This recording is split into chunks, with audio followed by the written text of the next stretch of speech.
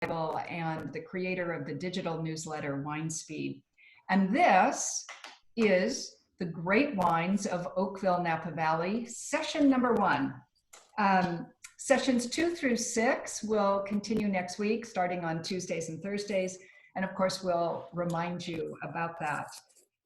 But for now, I want to just thank you for being here. We're going to have a really exciting time and tasting. And for me, you know, I know Oakville well, but I'm looking forward to this session because I want to get a little bit closer to just what it is that makes these wines so complex, so immaculate and impeccable, and actually so hedonistic as well. In fact, I mean, the wines of Oakville are definitely all of those things. And I think a European viewing Oakville would easily imagine that this one tiny appellation in the heart of the Napa Valley is really the source of Napa Valley's first growths. If you think about the names associated with Oakville, right, the names are known by any wine lover: Screaming Eagle, Harlan, Dalla Valle, Opus One, plus dozens of tiny, fantastic producers. And 3 of those family producers are joining us today to talk about their wines. So it's a great neighborhood to be in. In fact, it's probably the best neighborhood in the entire United States to be in. So who's with me here?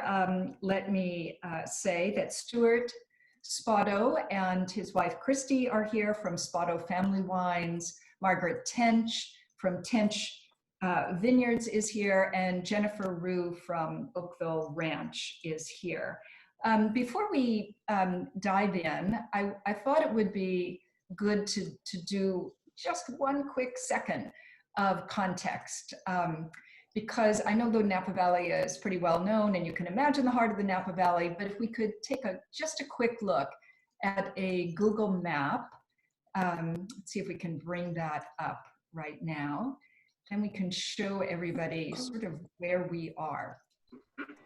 We have our Google map. Here we go. So you're looking north, or the upper part of your screen is north. This is, you can see outlined in green there, Oakville is really right in the heart of the Napa Valley, and it spans the entire valley. It might seem like a lot, but it's very small distance. You could easily walk it in a few minutes. It's just 2 miles from east to west. And so if we scroll in a little bit, we'll see that Spoto is on the western side of Oakville. And if you were to keep going over those hills, you would get eventually into Sonoma and then the Pacific Ocean. And Spoto is, of course, in a wonderful neighborhood here, right there by the UC Davis Research Station, which is, talk about UC Davis having a valuable piece of land. It's pretty incredible. And then we are going to head over east to Tench Vineyards. So we're going across Highway 29 here, over to the right-hand side of your screen. And Tench is tucked into a little corner. There you see it right above Screaming Eagle. You could actually throw a baseball. Well, I might not be able to throw a baseball, but many of you could throw a baseball from Screaming Eagle into the Tench Vineyard. And then as we slope up the hill, we're going to Oakville Ranch. You see it slightly above and to the south of Dalla Valle there. This is one of those pancaked landslides that are so famous on the Vaca mountain range. And there is Oakville Ranch. So we're in 3 extraordinary terroirs and 3 very different terroirs, and that will hopefully inform the rest of our discussion. All right, so thank you, Google Earth, for that. Now, all three of these producers are, of course, tiny and family owned. And I think they're really worthy of your consideration, your tasting, whether you're tasting with us right now, or whether you plan to buy some bottles and taste with us afterwards. And don't forget, you're always welcome to ask some questions. Just go to your Q&A button at the bottom of your screen. So before we get into histories and before we get into tasting, I want to ask the big picture question first, which is, what do each of you look for in a great Oakville Cabernet? How do you know when it's great? Imagine someone had never had one of these wines before. What would you tell them to look for? Jennifer, start with you. That's a great question. I feel like it's something that you experience on a very visceral level.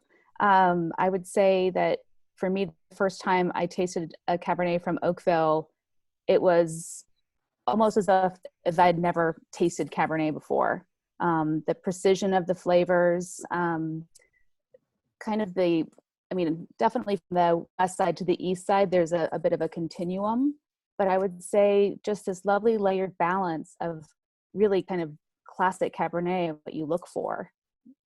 A range of fruit flavors, a beautiful kind of, depending if you're on the west side or the east side, some of the sort of almost chef-like, sagey kind of characters. And I would say it's just got that yum factor. Yum factor, yes. Stuart, what about you? How do you think about great Oakville Cabernet? What should it be like? I think the best way that I describe it is that it's the soft, silky tannins. I mean, it's some wines have beautiful fruit, but they're not necessarily balanced. The tannins are kind of, really not where they need to be. But with the Oakville fruit, and this goes across the board of most of the Oakville wines I've tried, including the three here, even when we do Taste of Oakville, they just all have this beautiful, smooth, silky texture to them from the tannins, but they're not that they're too soft, because the tannins just linger in your mouth and give you this beautiful start to finish flavor that the Oakville wines produce. So that's kind of what I see in it. Yeah, before I ask Margaret her thought, let me just say on that topic that it's so interesting that when people taste wine, they write down flavor descriptors, right? They write whatever they write, peaches, cherries, lemons, etc. But in point of fact, what most people viscerally respond to is texture.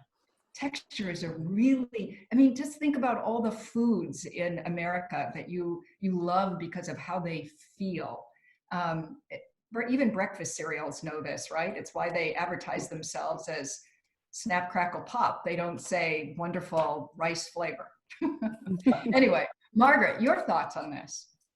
I would wholeheartedly agree with Stuart and Jennifer. I would say that when tasting Oakville wine, you're going to expect some power there. There's going to be that deep fruit and a lot of power.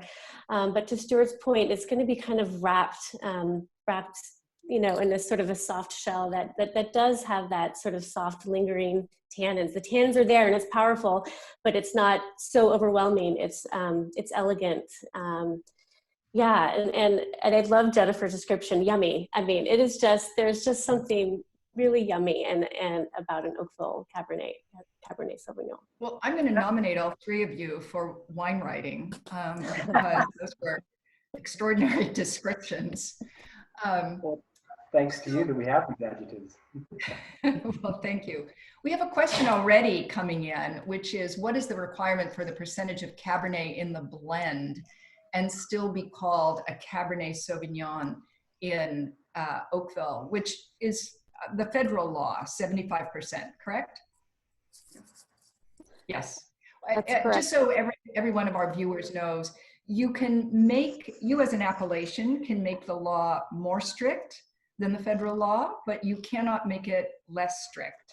And most AVAs, most appellations in the United States, stick with the federal law, which is a variety must be 75% what is named on the label. All right, so let's taste these wines. And You know, earlier we decided that all of us would taste all of them, that you wouldn't just taste your own wine because, you know, we want to explore style a little bit.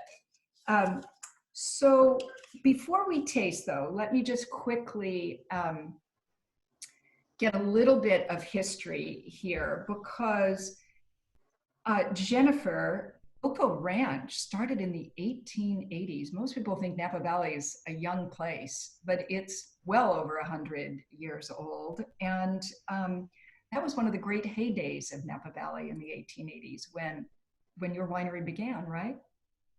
A few Absolutely. sentences. Yeah. I would say that was one of the things that, you know, before I came up here, I never would have thought of. And when you arrive and you see this beautiful old stone winery, you realize, oh, this goes way back. And then, you know, obviously Prohibition, the same kind of story lots of people had. Then it turned into an executive retreat. And in '89, Bob and Mary Miner bought it. And as they say, the rest is more history. Yeah, Mary Miner, one of the great women of the Napa Valley, for sure. Absolutely. And Stuart, your family came, were Italian immigrants. You came before World War I to California, and you know you can't be Italian and not want to have a vineyard or have one, right? And you came from Sicily, and the family came from Sicily, and here you are all these many years later, carrying it on. Right? Absolutely. Yeah. What's fun about it is that for my family, though, it was just making family wine. Like most Italians or Sicilians, it's just all about making the family wine. And I had such a fun time and fun memories doing that growing up that it just somehow stuck in my head. And then when I went to UC Davis, I studied the right things and continued to make family wine. But it wasn't until like early 2000 that we started making wine commercially and taking our passion and turning it into a fun business. Well, it certainly doesn't taste like family wine to me. It tastes like pretty professional wine. And Margaret, your family also came to Napa Valley in the 1840s. Part of your family started the Napa Journal newspaper. I wish I could say my family had done that. I'm the writer here. But another side of the family came and raised cattle in the 1960s at a time when most people don't realize that even as of the 1960s, cattle, livestock were bigger industries in the Napa Valley than grapes were. But here you are from the tech industry, you decided to continue too. Yes, it was quite a leap of faith. You know, my grandparents, as you said, bought our property in 1965. And, you know, I think what I want to say about my grandparents is that they really had the courage to plant grapes, you know, and they did plant them in the early 70s. And as you said, it wasn't sort of ubiquitous across the Napa Valley that vines were being planted then, but they did have that courage, and thankfully they did. And I think it was also a different time there. You know, you were able to have a handshake deal with your neighbor around the corner, and they would buy your grapes, and that's what they did for many years. And my parents took over and really put the Tench Vineyards name on the map. And then my husband and I were afforded this opportunity to take over. And I guess just what I briefly say is that I think what's unique about a family business or property is that you really, it's sort of the responsibility of the next generation to build upon what was done before. And in that vein, that's why my husband and I wanted to build this winery on the property, not just to grow grapes, but to also make an estate wine. And our winery was completed in 2017, which is our very first vintage, which is what we're drinking today. Beautifully said. It's not only a soulful endeavor, but it's a family endeavor, and it's a multi-generational endeavor. So good for all three of you. So let's taste the wines. We're going to start with the Spoto, which I have here and all of you have. Stuart, I didn't need to exercise this morning. I've just been lifting your bottle. Hey, big guy, this is a heavy bottle. I'm sorry about that. Let's all taste it, and tell us what you find in this wine. This is your 2016, right? Right. So what I find in this wine is just when I make these blends, because this is a Cabernet blend, so it's I want to say it's 80% Cab, and then a little Cab Franc, maybe 13%, and then a little Merlot and Malbec. And when I make these blends, I make them so that it just captivates you from the nose. Because if you don't like what you smell in your glass, you probably may or may not like it when you taste it. So it has to captivate me from the nose. So I get this spice rack of beautiful spices and a little bit of blackberry, creme brulee. I mean, just so many nice, fun smells in this nose that I enjoy so much. And just with a hint of oak. I mean, just the hint of oak just should be that kiss of sweetness on the wine that you get. It just accents the grapes. So that's what I get on the nose. The palate is what's fun about this, and I think Jennifer hit this. When you describe wine, you can use all kinds of adjectives, and I'm sure you have a lot of them to describe.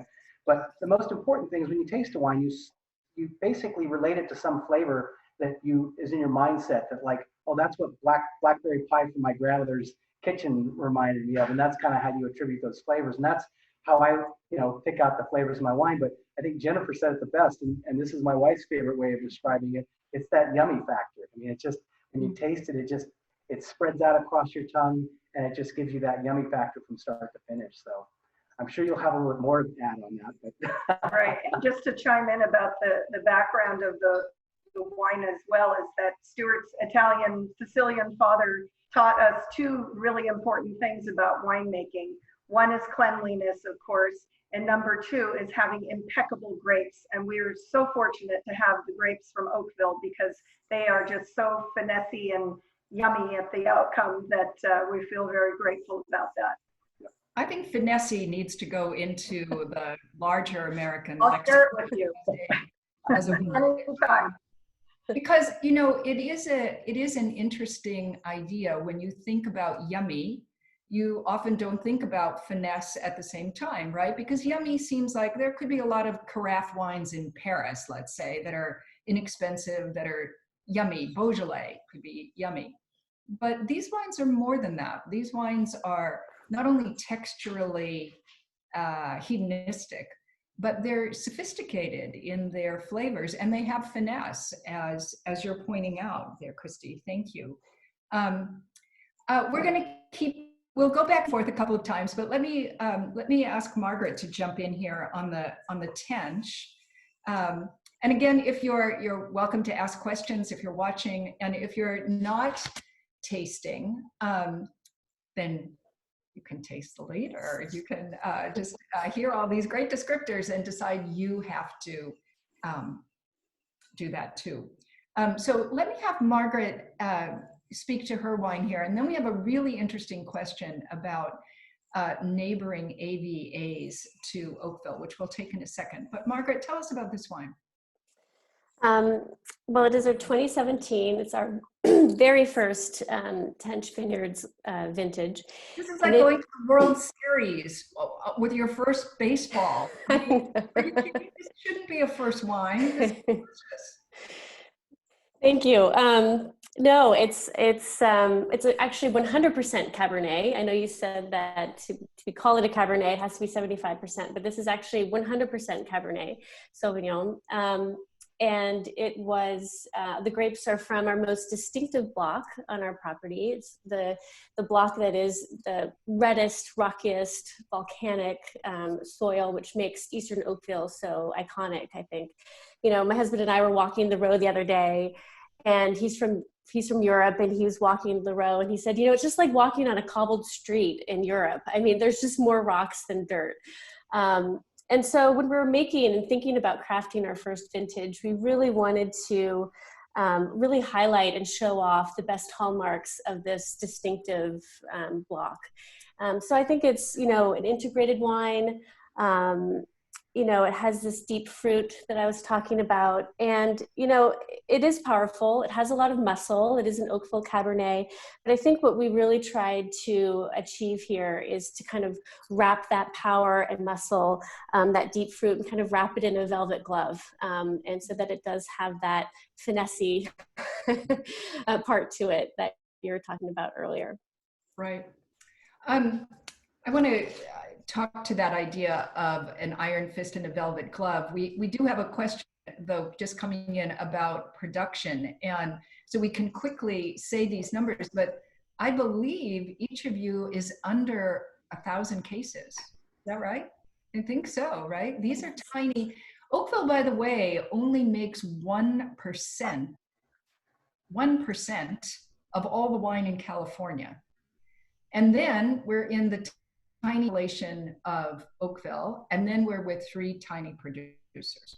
So these are the ultimate small production wines, and I think it's safe to say that they're doted on, right? And really manicured, those vineyards. I've seen all 3 of your vineyards, and manicured is probably the right word.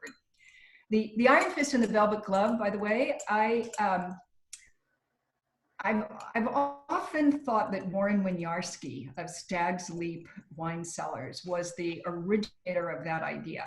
But he says, I've asked him about that. Warren is still with us, thankfully. And he says, no, it's a European idea. And I'm not sure where I got it. I can't find the original person who said that, but it is such a good description, as Margaret is saying, for exquisite Cabernet, right? Because at the same time, you feel its power and its, as you said, muscle, but you also feel its gentleness and velvetiness. And approachability, I'd say too. Crunchability? Approachability. Crunchability. Oh, I like crunchability. Your wine has a lot of freshness to it at the same time that it's very rich. Jennifer, let's get you in here.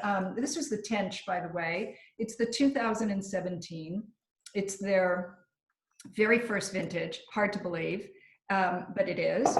And now we're going to go over to Oakville Ranch, or literally up to Oakville Ranch, on this side of the Napa Valley, on the Vaca Mountain Range. The appellation goes up about 1,000 feet. And so Jennifer, tell us about your Oakville Ranch. Sure. So, well, there's so much to say. It's hard to pare it down, but I would say one of the things that I really get to enjoy making the wines from Oakville Ranch is the fact that we grow about 68 acres of grapes, but I only take about 15% of that. And that means I get sort of the pick of the litter, as it were. And I've been working with this fruit since the 98 vintage and seeing it through a replant. And so I really have my favorite little spots. This is a blend of Cabernet and Cabernet Franc, which the Cabernet Franc from up on this hillside is unlike anything else. And really an anathema to what I imagined Cabernet Franc to be. It's sort of in and of itself, it's a completely different beast here. So this comes from 4 different blocks. And I would say for me, the thing that I was most excited about was tasting all 3 of these wines and really getting that sense of where those common threads are. And I'd have to say, when I smelled the Tench, I was like, well, that's clearly the same dirt, because there's just this very distinctive aroma profile that we get from these red soils up here. And it's this sort of savory quality.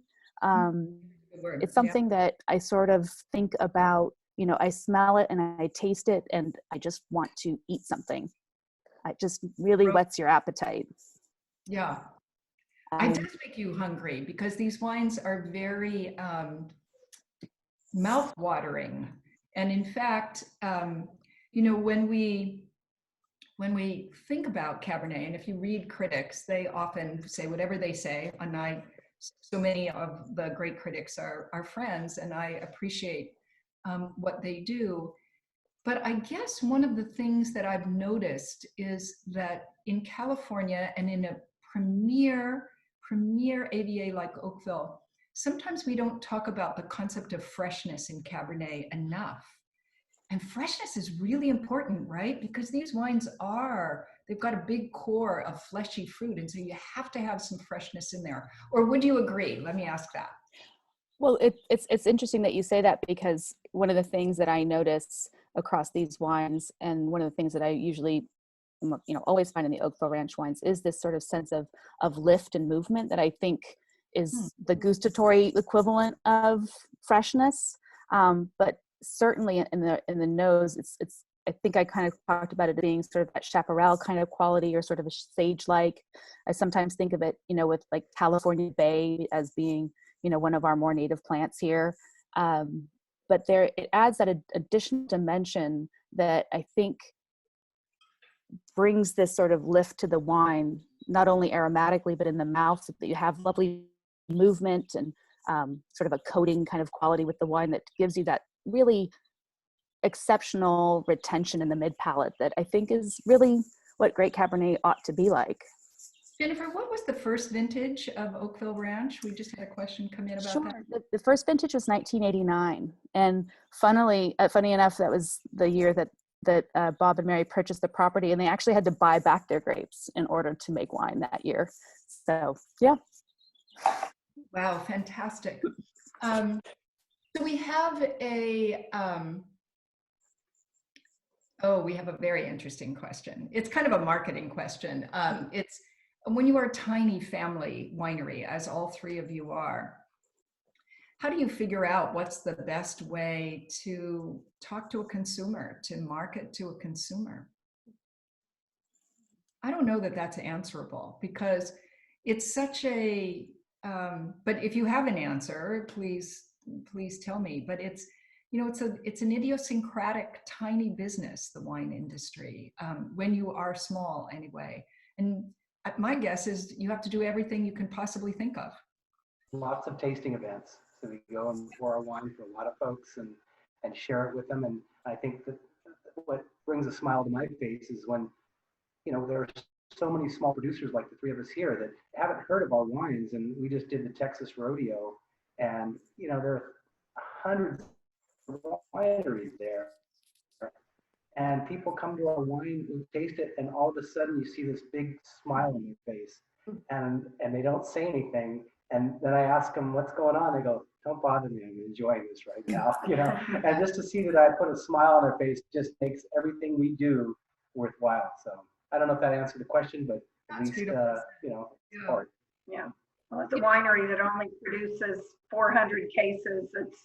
It's very inspiring and motivates us to continue on and do the best job we can do with our attention to detail. I'm sure. And I would also chime in and say, and I think also the support that we get by having, the Oakville Wine Growers as an association. I mean, it really is something that binds us together and gives us the ability to reach more people. And now with the information age and being able to touch more people, I think it's gotten a lot easier to tell our story, to reach people. Yeah, and that's such an important point, because I've been to certainly every major wine region in the world, and many of the smaller ones. And there really is very little worldwide kind of cooperation as there is in the historic small appellations of the Napa Valley. It's truly astounding. I mean, if you read the history, you want to cry. I mean, it's an astounding place in terms of collaboration. And I'm sure all of you feel that very strongly, and feel it strongly, especially now. It's a difficult time, right? Let's go back to Cabernet Franc for a second, though, because two of the wines, I know, Margaret, yours is 100% Cabernet. Cabernet Franc is the most expensive wine grape in the Napa Valley right now. And it's only planted in great spots. It's never just planted any old place. And even a small amount adds a little bit of interesting darkness to a wine, I think. Do you see Cabernet Franc as being, for Stuart and Jennifer, indispensable for your blend? And would you ever consider a little bit, Margaret? I would, yes. We have some planted, so I'll let them talk, but absolutely. I love Cabernet Franc, and that's why we did plant a portion of our vineyard to it, but I'll let Stuart and Jennifer go since it's currently in their wine. I'm so jealous. It's one of my favorite varietals. As a matter of fact, our premier Napa Valley offering this year was Cabernet Franc. and it did really well. So it just, I love being able to produce a little bit of Cabernet Franc. It just brings out the mid palate of the wine, and it just extends that palate even somewhat a little bit farther. And every now and then, I think we've done only 3 vintages in 20 years of Cab Franc, but this 2018 vintage, the premiere was fabulous. So it's indispensable in our blends, but we love to make it out of varietal all by itself sometimes. And you're right, it is the most expensive. I tell people that, and they don't believe me sometimes. A little known fact, well, I mean, I think it's well known that Cabernet Franc is the father of Cabernet Sauvignon, right? And Sauvignon Blanc, its mother. But a little known fact is that Cabernet Franc is not French, it's Spanish.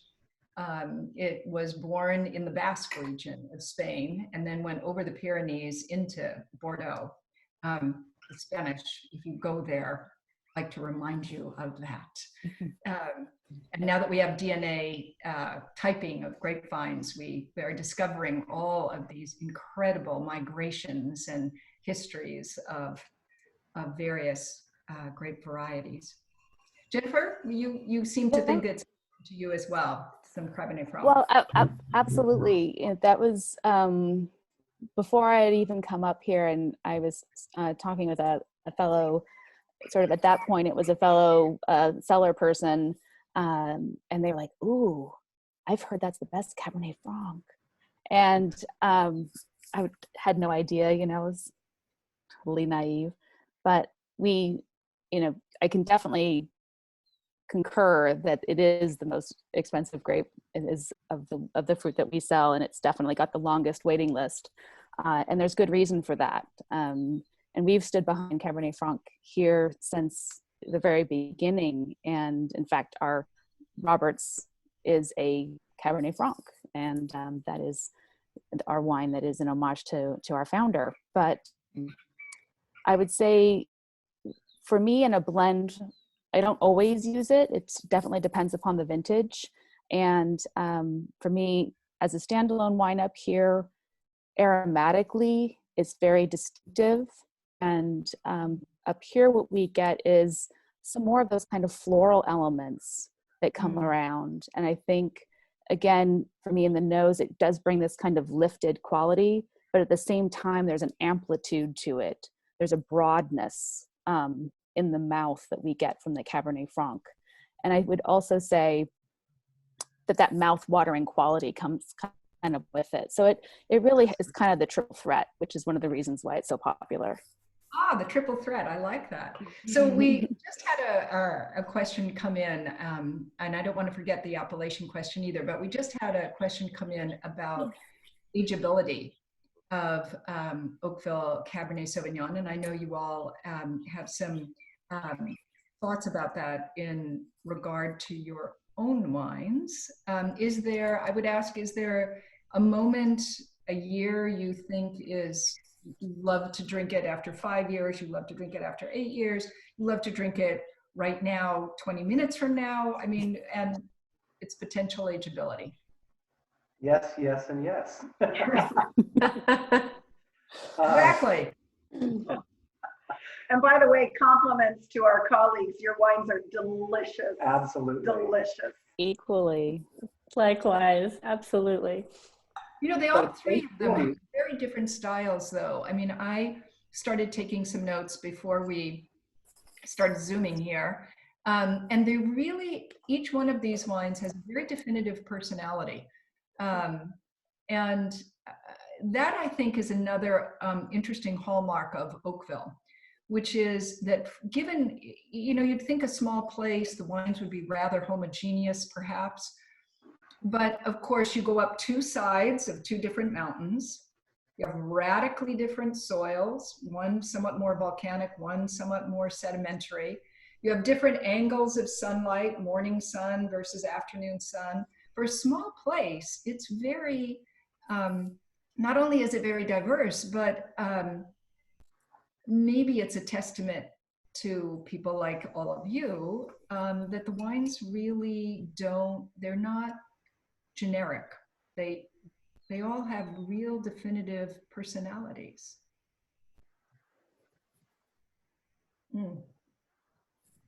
I think All right, one one last question that we have to answer because someone was so kind to send this question in, and it's a hard one, which is, how does Oakville differ from the appellations around it? So immediately north of it, right, would be Rutherford.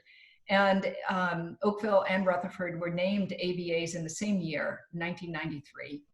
And then immediately south of it is Yountville.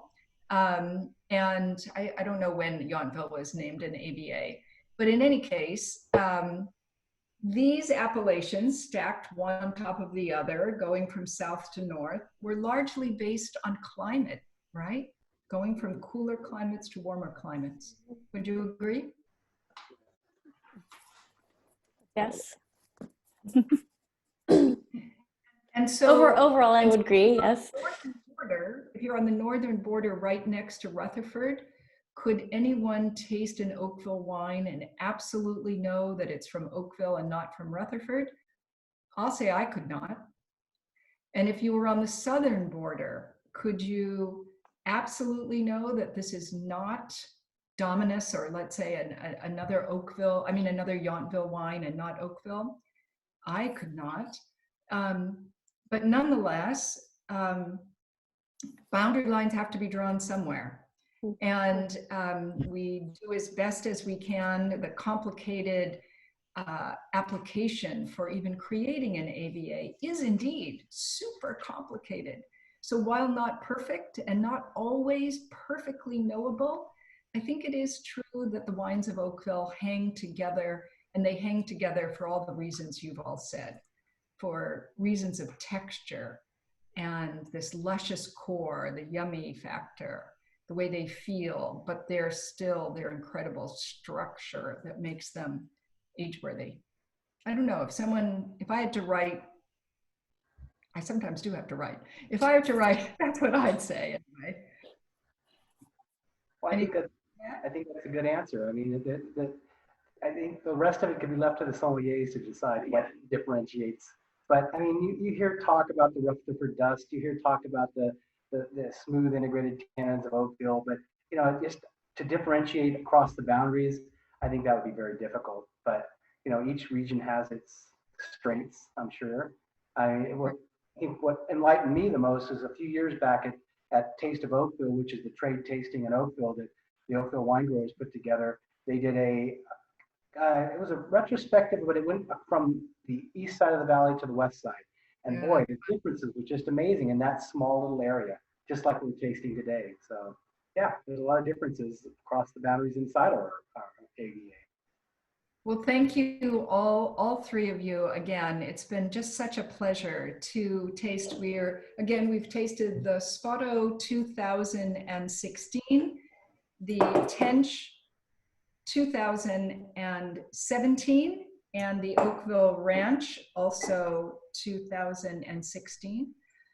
Three absolutely delicious wines, and all of which are made in tiny lots and with enormous care.